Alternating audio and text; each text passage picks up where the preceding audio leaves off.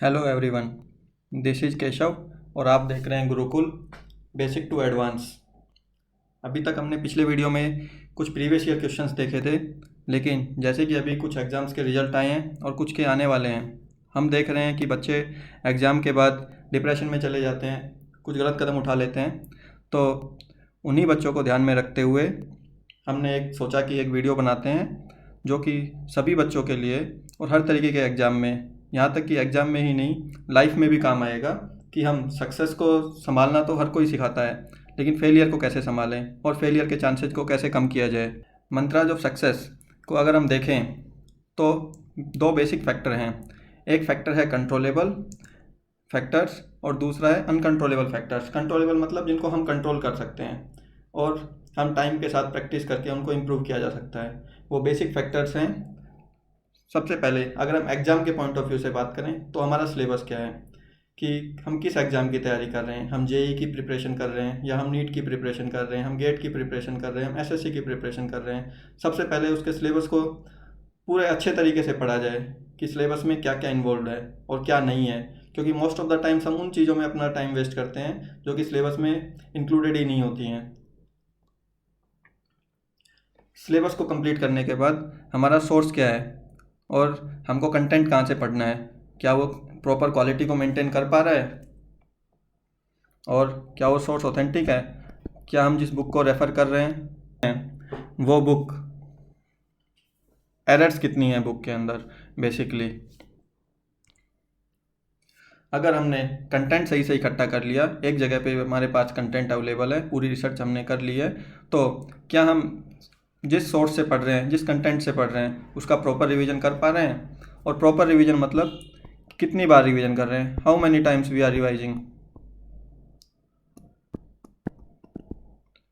क्या हम proper time revision को दे पा रहे हैं, और अगर हम रिवीजन कर पा रहे हैं तो क्या हम उसको प्रैक्टिस कर पा रहे हैं, क्या हम टेस्ट दे पा रहे हैं। क्योंकि किसी भी एग्जाम में सक्सेस और फेलियर के लिए टेस्ट देना one of the most important factor है। अगर हम सब कुछ कर रहे हैं, सिलेबस भी हम अच्छे से देख रहे हैं, सोर्स भी हम देख पा रहे हैं, रिवीजन भी हम कर रहे हैं, लेकिन अगर हम टेस्ट नहीं दे रहे हैं तो हम कहीं ना कहीं लैग कर रहे हैं, और ये हमारा फाइनल रिजल्ट में रिफ्लेक्ट होता है कि हमने अभी तक अपनी जो तैयारी की उसको हमने चेक किया कि नहीं किया।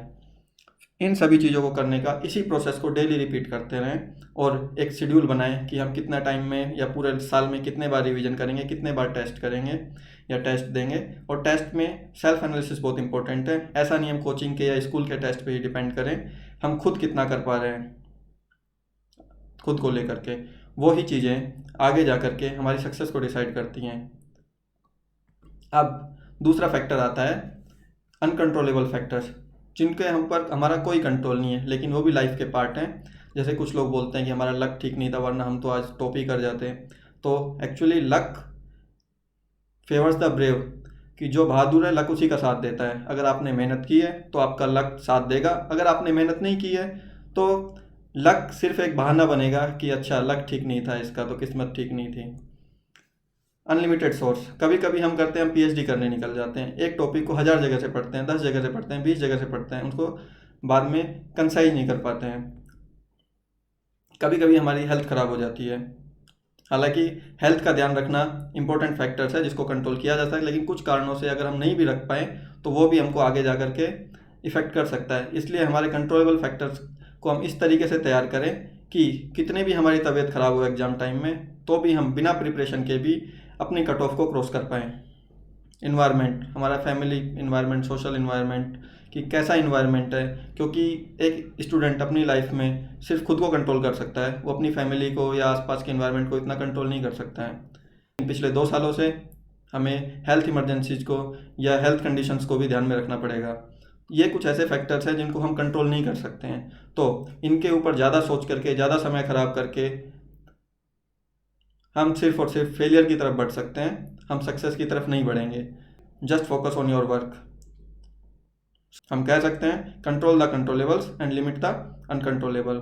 मीन्स कि अपने जो चीज़ें कंट्रोल कर सकते हैं उनको कंट्रोल कीजिए और उस साइज को छोटे से छोटा करने का ट्राई कीजिए जिनको हम कंट्रोल नहीं कर सकते हैं। Best of luck for your future and thanks you for watching.